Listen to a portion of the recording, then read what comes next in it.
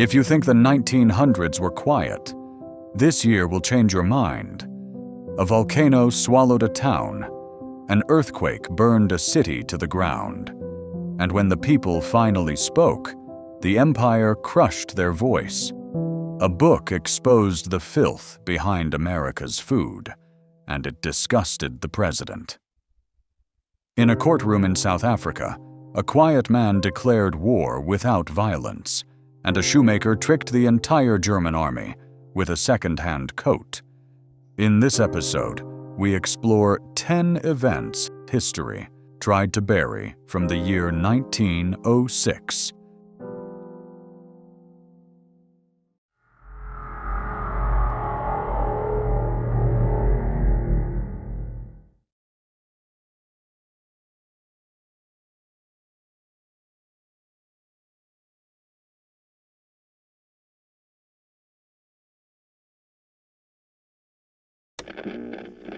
Courrières mine collapse. Hundreds missing.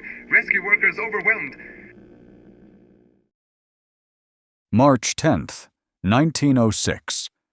A sudden roar shook the earth beneath northern France, and within seconds, the mine became a tomb. It wasn't just a collapse.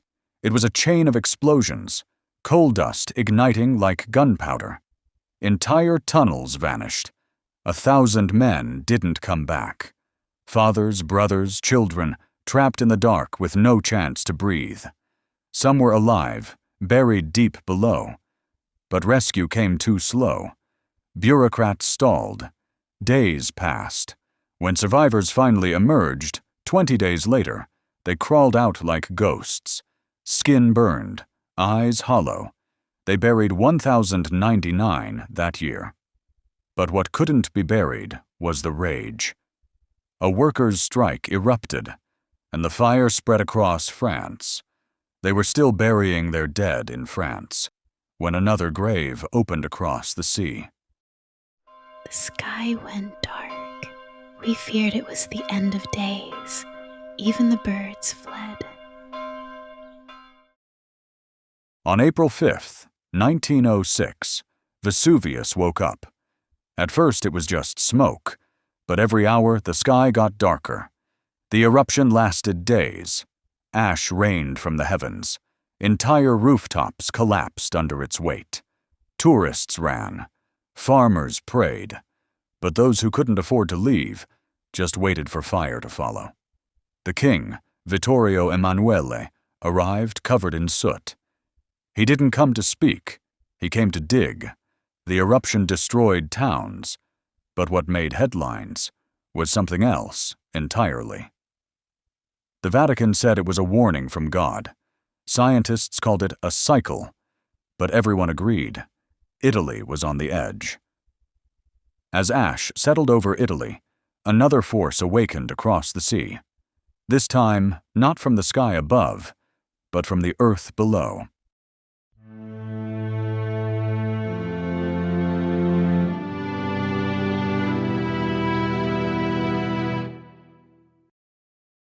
"4:17 a.m., April 18th, 1906. San Francisco was still sleeping when the earth cracked beneath it. Then, like a thunderclap underground, it struck. Roads split open. Buildings fell sideways.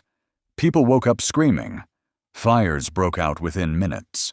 Water lines shattered. Firefighters could only watch as entire blocks were swallowed by flame. Martial law was declared. Soldiers patrolled the rubble. Looters were shot on sight. People fled with whatever they could carry: photographs, chickens, shoes. Some even dragged piano frames down Market Street. By the end, over 3,000 were dead. But the city didn't mourn. It rebuilt and erased the past like it never happened. While San Francisco burned, in the heart of the Russian Empire, a revolution tried to take root, but it wouldn't survive the season. Imperial order dissolves assembly. Dissidents detained. April 27th, 1906. For the first time in Russian history, A national assembly opened its doors to the people. Farmers, factorymen, revolutionaries. They came wearing hand-me-down coats, clutching hope like it was contraband. They demanded change, land reforms, press freedom, workers' rights. The Tsar called it a circus. 10 weeks later, the doors were locked. Soldiers removed the members. Their voices vanished like mist. Some fled to Finland. Others vanished into prisons. What was meant to be a beginning became a warning. In Russia, democracy wasn't defeated by votes. It was drowned in silence, exile, and fear.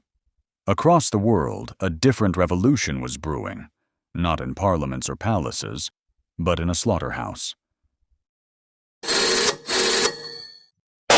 Yes. Hello. You won't believe what they found in the meat plants. In early 1906, a young socialist named Upton Sinclair walked into Chicago's slaughterhouses and nearly passed out. He came to write about workers, but what he found was spoiled meat, rat droppings, and disease. His book, The Jungle, was fiction, but every filthy word was true. President Roosevelt dismissed it until he sent inspectors. What they found made him sick. By summer, the outrage was national. Headlines screamed. The public turned vegetarian overnight. On June 30th, Roosevelt signed the Pure Food and Drug Act. It didn't fix everything, but it was a start. While America cleaned its factories, France was cleaning its conscience. A scandal that once tore a nation in half was finally closing its chapter. Hard to believe all this happened in a single year, isn't it? But before revealing the next event, drop us a comment below and tell us which moment surprised you most. Give us a like if you're enjoying the journey, and subscribe so you don't miss what's still to come. To Colonel Moreau, Ministry of War, Paris, the Commission has rendered its decision. Captain Alfred Dreyfus is to be reinstated, effective immediately, public reaction anticipated, proceed with caution. They called him a traitor. They tore the buttons off his uniform. His sword was snapped in two in front of a cheering crowd. But he wasn't guilty. Secret memos, forged signatures, and behind it all, anti-Semitism. Zola spoke out. "J'accuse," he wrote, naming names, demanding truth. They charged him with libel. Years passed, protests filled the streets, and finally, the truth was too loud to ignore. On July 12, 1906, the French army reinstated Alfred Dreyfus. He stood tall, but he never forgot. The sword they broke, they gave back. But they could never restore the years they stole. While one man's fight for justice finally ended, another's was just beginning, half a world away in South Africa. My dear friend, truth is the most powerful force we possess. I do not know what will come next, but I will not obey injustice. In 1906, South Africa passed a new law. All Indians had to register. Gandhi, just 37 years old, called a meeting, not to riot, but to resist. That night he asked them to defy the law, peacefully, burn the papers, go to jail, tell the truth anyway. The police laughed, at first, but the arrests kept coming. So did the volunteers. They called it Satyagraha. It wasn't a weapon, it was a truth, and Gandhi would never stop using it. He wasn't Indian royalty. He wasn't even from South Africa. But after that day, he became something else entirely. While Gandhi wrote letters from his prison cell, a man in Germany was getting ready to fake his way into history, armed with nothing but a second-hand coat. The captain, who never was, marches off into history with stolen gold and stolen glory. October 1906. Wilhelm Voigt had a problem. He needed a passport. But the police said no. He had another idea. He bought a used Prussian officer's coat, stitched on some medals, and walked out like he owned the army. He strolled into the street, stopped a squad of soldiers, and took command. No one questioned him. He marched them to Köpenick town hall, ordered the mayor arrested, confiscated the city funds. Then he vanished, disappeared with 4,000 marks. It took days for officials to realize they'd been fooled. He was arrested weeks later, but the public didn't hate him. They laughed and made him a legend. While the newspapers laughed about one man's fantasy uniform, another man in France was preparing to leave the ground entirely. Monsieur Santos Dumont has left the ground. History has taken flight. October 23rd, 1906, on the outskirts of Paris. A strange machine buzzed to life. His machine wasn't graceful. It clattered, it bounced, it barely lifted. But it was real. And it flew. For 7 seconds, he hovered 2 meters off the ground. Not much, but enough to make history. There were no cheers at first, just silence. People weren't sure what they had just witnessed, but news spread quickly. A Brazilian had done what Europe's engineers had only dreamed of. Santos Dumont didn't build the future, but he cracked the sky open, just wide enough for others to fly through. As one man soared for the first time, elsewhere, others were just arriving, quietly, into the world they'd one day change.